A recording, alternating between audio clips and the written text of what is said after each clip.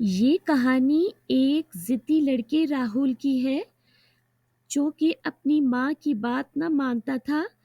ایک دن اس نے سفر کا ارادہ کیا۔ ماں نے اس کو بہت روکا کہ بیٹے رات کے سفر سے گریز کرو کیونکہ رات کا سفر شیطان کے ساتھ ہوتا ہے۔ لیکن راہل نے ماں کی بات نہ مانی اور گھر سے نکل پڑا۔ راہل تھکا ہارا رات کی آخری ٹرین میں سوار ہوا۔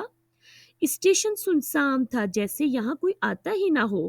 ڈبہ تقریباً خالی تھا، بس ایک بوڑھا آدمی کھڑکی کے قریب بیٹھا تھا، خاموش، کسی گہری سوچ میں ڈوبا ہوا۔ جیسے ہی ٹرین روانہ ہوئی، راہل نے ارد گرد نظر دوڑائی۔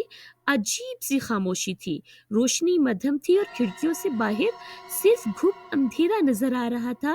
وہ ایک نشست پر بیٹھ گیا اور موبائل نکالا، مگر کوئی سگنل نہیں۔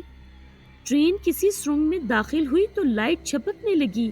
ایک لمحے کے لیے راہل نے کھڑکی میں عجیب منظر دیکھا۔ بوڑھے آدمی کا عکس مسکرا رہا تھا، مگر وہ خود بالکل سپاٹ چہرے کے ساتھ بیٹھا تھا۔ دل کی دھڑکن تیز ہو گئی، مگر اس نے خود کو سمجھایا کہ یہ تھکن کی وجہ سے وہم ہے۔ تھوڑی دیر بعد ٹرین کے دروازے پر زوردار دستک ہوئی، حالانکہ وہ لاک تھی۔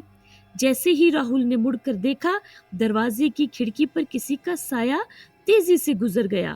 اس سے سانس روک لی، یہ تو خالی ہو گئی تھی۔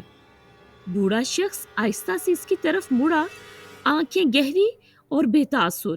وہ دھیمی سرگوشی میں بولا، تمہیں یہاں نہیں ہونا چاہیے۔ راہل کا خون سرد ہو گیا۔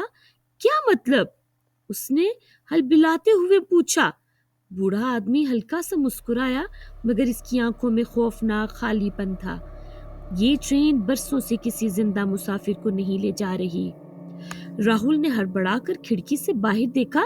ٹرین پٹریوں پر نہیں چل رہی تھی، یہ زمین سے کچھ انچ اوپر تیر رہی تھی اور آگے ایک اندھیری کھائی تھی۔ وہ چیخا، اٹھ کر دروازہ کھولنے دوڑا، مگر دروازے کی کھڑکیاں اب دھندلی ہو گئی تھی، جیسے کسی نے انہیں اندر سے بند کر دیا ہو۔ اچانک پورا ڈبہ زور سے جھٹکا کھا گیا۔ بوڑھا آدمی اب کھڑا تھا، مگر اس کا چہرہ بگڑ چکا تھا، آنکھیں سیاہ، ہونٹ سلائی جیسے بند۔ وہ آہستہ آہستہ راہل کی طرف بڑھا۔ اگلی صبح اسٹیشن کے ایک پرانے پلیٹ فارم پر ایک خالی زنگ آلود ٹرین کھڑی تھی۔ ریلوے عملہ حیران تھا، یہ ٹرین 5 سال پہلے ایک حادثے میں تباہ ہو چکی تھی۔ اندر صرف ایک پرانی نشست پر ایک بیگ پڑا تھا، جس میں راہل کا شناختی کارڈ موجود تھا، مگر راہل، افسوس، وہ کبھی نہیں ملا۔ اس کہانی سے ہمیں یہ سبق ملتا ہے کہ جو اپنی ماں باپ کی بات نہیں مانتا، وہ بہت نقصان اٹھاتا ہے۔ بڑوں کی بات میں دانائی